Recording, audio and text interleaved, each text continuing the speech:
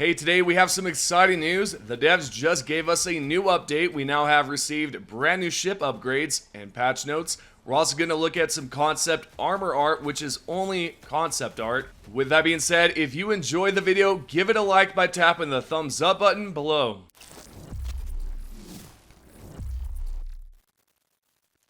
Alrighty, what we're going to do here is check out the upgrades first. So let's go ahead and check out ship management. If we go over towards the third tab for ship modules, you can see we have payroll management system.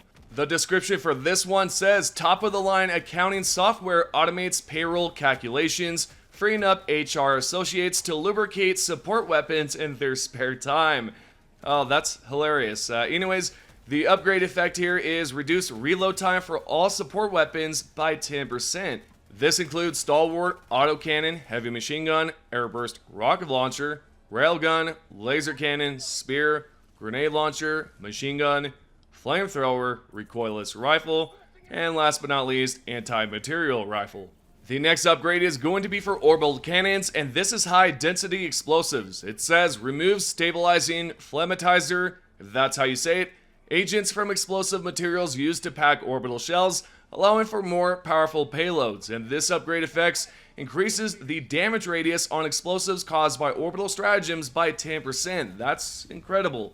And then the affected stratagems are orbital walking barrage, orbital precision strike, orbital 380mm HE barrage, and last but not least, orbital 120mm HE barrage. Continuing on for hangar, we have advanced crew training. The description here is trains pit crew members to employ situational protocol adaptations, such as leaving unused ammo loaded instead of replacing it. And as you can see on the right side, there's no affected stratagems, and this is because the upgrade effect says Eagle rearm cooldown further reduced by 10% if called in while Eagle uses still remain. So this is how it works. Essentially, if you have one Eagle stratagem left, one use, you want to use the Eagle rearm to reduce the cooldown by 10%. And I like that. It's a bit of a situational thing, right? So if you have already used all of your Eagles, then you cannot really benefit off of that upgrade, essentially. So this is okay. I like it. I would like to know your thoughts on it. I think these are some excellent upgrades so far. Anyways, with that aside, we have a bridge. So for bridge, we have moral augmentation. The description is right here on the bottom right, and it says boost overall crew efficiency with a suite of proven enthusiasm enhancements initiatives, such as citizenships, anniversary celebrations, and paid lavatory breaks. And then on the other hand here, the upgrade effect is reduce cooldown time for all stratagems by 5%. Now that we understand the description, the upgrade effect, what's going on with the affected stratagems? Right here, it affects Eagle 500K Bomb, Orbital Gatling Barrage, Emancipator Exosuit, which is fun to use, Stalwart, then we have Eagle Airstrike, Orbital Walking Barrage, Shield Generator Relay, Autocannon, Patriot Exosuit, I imagine that would be there, Eagle Strafing Run, Heavy Machine Gun, Orbital EMS Strike, and so on. There's a bunch. There's a lot. You can check it out for yourself, but yeah, there's a lot of stratagems here. So it's definitely worth using, definitely worth picking up, and I think that's going to be the one I'm going to go after first. So now for Engineering Bay, we have the new streamlined launch process. Right here, the description is decreases time to initiate deployment of support weapon stratagems by removing dialog box confirming intent to fire. The upgrade effect is all support weapon stratagems launch immediately once called in, reducing overall deployment time. Really nice. I love that as well, just to instantly get your support weapon without any issues. Sounds like an awesome upgrade. And for the affected stratagems on the right side, it does give you quite a few. And we can see that we have Stalwart, Autocannon, Heavy Machine Gun, Airburst rocket launcher, and there's even the railgun, as well as laser cannon, arc thrower, spear, and even the grenade launcher, machine guns, flamethrower, and just a bunch of support weapons, all the ones that you can imagine. Those are just a few examples. And last but not least, we have Robotics Workshop, and the upgrade here is at the bottom, and it's cross-platform compatibility. And the description is allows mortar targeting platform to access Helldivers HUD ecosystem through use of a third-party convention software. And the upgrade effect is Mortar sentries prioritize fire at marked targets.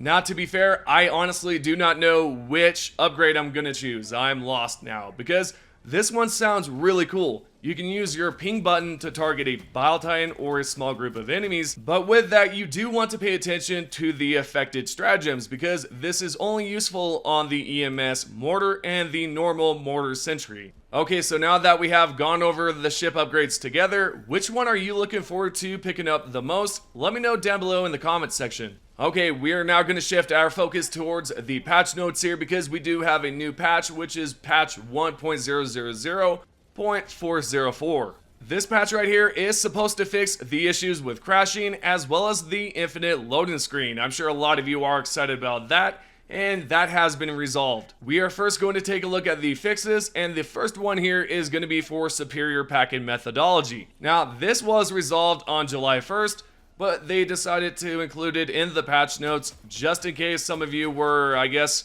not aware of it. Next, we have a fix for crashes and glitches occurring when dropping into a mission. This, I'm not too sure what they're talking about unless it's the infinite loading screen, but I don't believe so. The reason why I say that is because right here it says fixed instances of players becoming stuck in the Hellpod loading screen. So that right there is for the infinite loading screen. And the last and final bug here that was mentioned was fixed a crash that occurs after changing settings. This should be fixed for real this time. The last fix didn't stick the landing, and we have sent the responsible engineer to a Super Earth re-education camp. And that's pretty much it when it comes down to the fixes. Now, they have noted some of the known issues, and as you can tell, that's everything that we have experienced before. Yet there is one brand new one at the bottom, and it says personal orders may not display correctly, kill 5. This right here is quite confusing because, as you guys know, as of late, we have received a personal order that said kill 5, but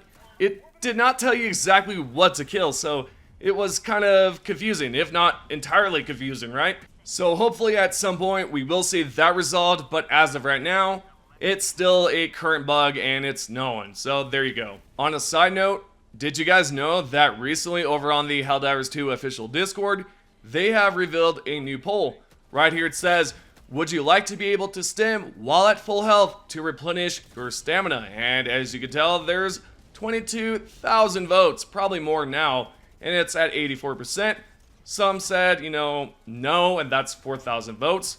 Not too sure how you guys feel about this, but this right here, I would love to see this in game at some point. Maybe next patch for the quality patch.